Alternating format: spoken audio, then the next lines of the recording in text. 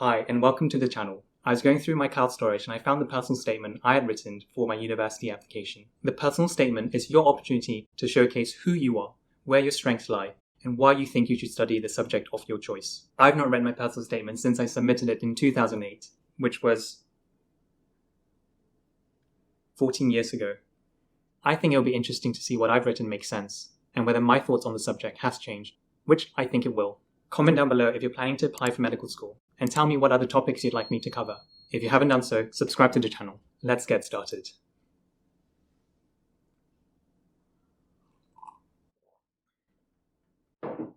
When I was young, I was diagnosed with meningitis, a fatal illness to children. This and other first-hand patient experiences showed me how important the role of a doctor is. Over the years, visits to the GP and hospitals have helped me to reinforce the fact that there is no such thing as a typical doctor. So what I've written is actually true and not so fun. I was very poorly when I was a child. I had severe asthma and I would have to go to hospital on a regular basis to get medications to help me breathe. It was not fun, but I'm a lot better now, so... My experience has taught me that all who work in caring for the health of others share one aim, and that is the dedication they show to their work. This is what motivates me. I don't quite understand that. My experience has taught me that all who work in caring for the health of others. Yeah, it doesn't make much sense. I think we should move on, shamefully. Ever since I started my secondary education, I've always been fascinated by how science can be utilized to better our quality of life. Biology and chemistry gives me the scientific basis on which medicine operates. Physics and mathematics have taught me to approach problems in a logical manner, applying theory to practical problems. My A-levels consisted of biology, chemistry, physics, and mathematics, basically all the sciences. When I was applying for medicine, we had to do either biology or chemistry for A-levels. That was mandatory. Growing up, sciences was everything to me. Baseball's just a trend, it'll pass, but science is always cool.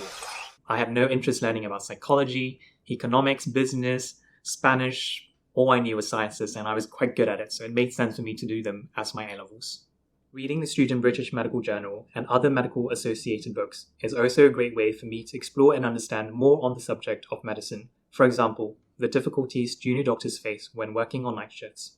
I probably did read the British Medical Journal, perhaps one edition, but I definitely have read other medical books like Oliver Sacks and the Human Genome Project and all the other things, so I'm not lying. I'm not lying about my personal statement.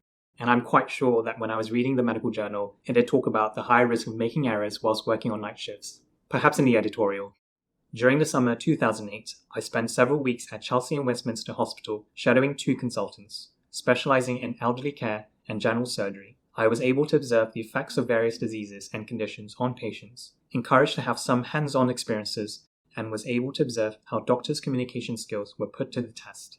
Everyone who's applying to medical school are encouraged to do some work experience, be it in a hospital or clinic or in a nursing home.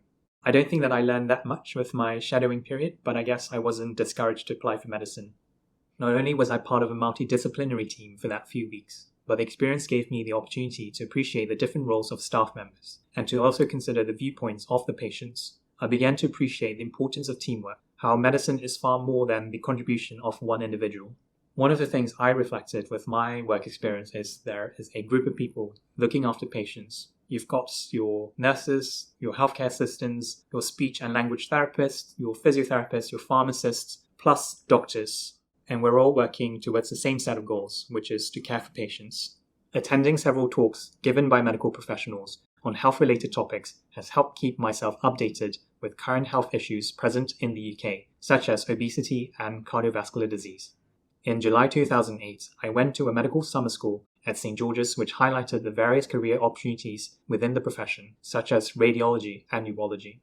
I was quite fortunate that a nearby private school was willing to invite some of us from the local college to attend some of these talks, because they were actually very interesting, even for me as a sixth form student. So yeah, I did learn a lot.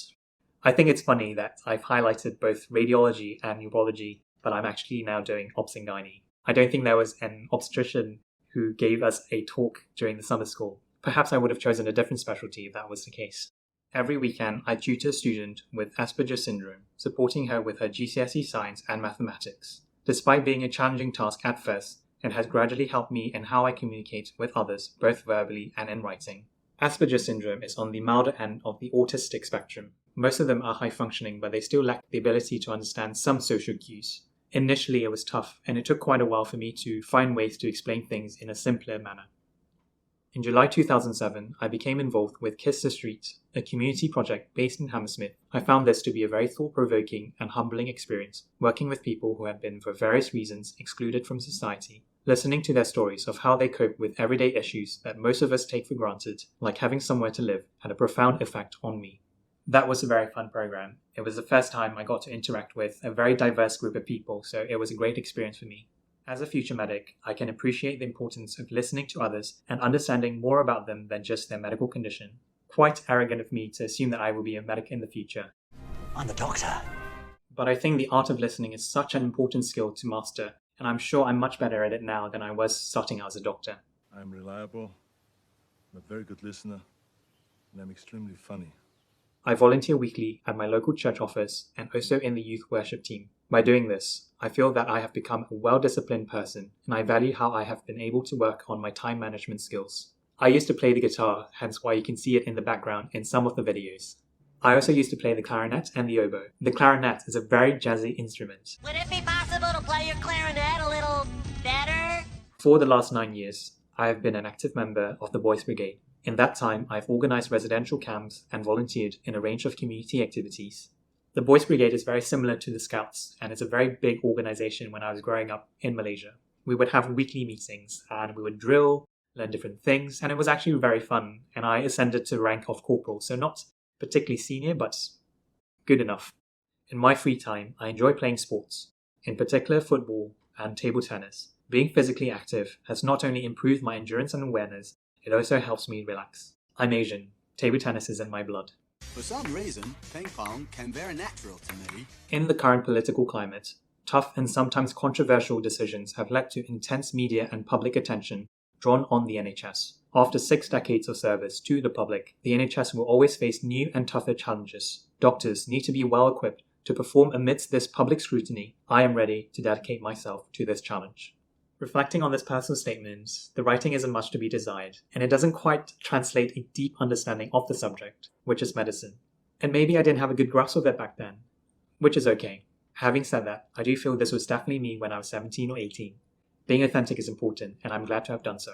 What I'm proud of is the use of key buzzwords like multidisciplinary teamworking, communication, time management, and there were other buzzwords which I was alluding to but never mentioned, like humility, empathy, integrity, and leadership. So, how should you write a great personal statement?